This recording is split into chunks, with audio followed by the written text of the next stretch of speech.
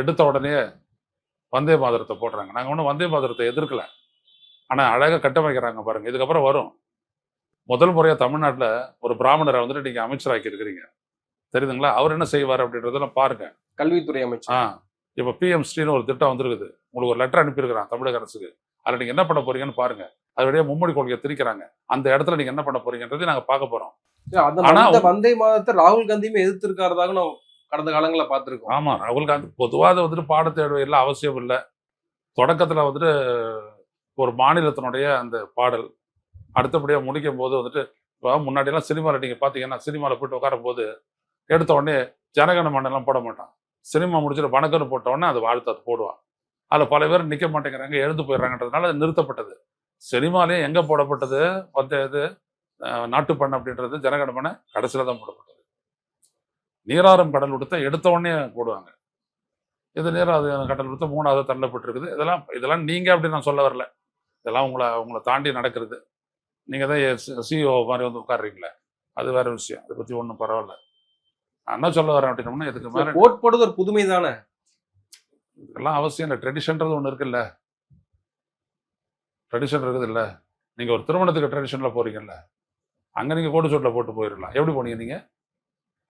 பட்டு வெட்டி பட்டு சட்டையோட அங்க போனீங்கல்ல. ஏன் இங்கே தானே ட்ரெடிஷன் இருக்குது.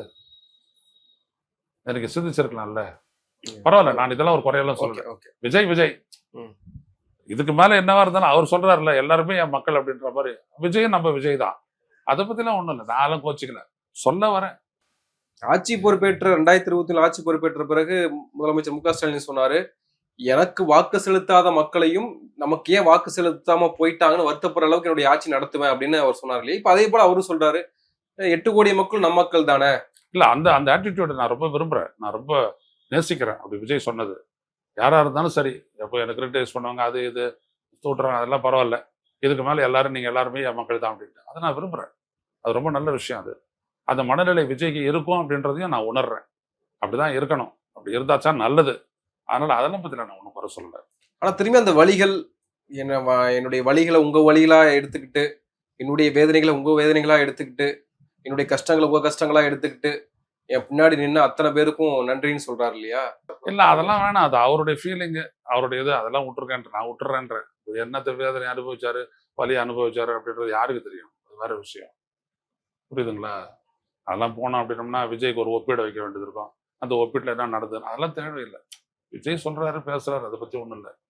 ஒரு முதலமைச்சரா அவருடைய கணக்கு வந்துட்டு இன்று முதல் தொடங்குது. நாளைக்கு என்ன, நாளன்னைக்கு என்ன, அதான் ரொம்ப முக்கியம்.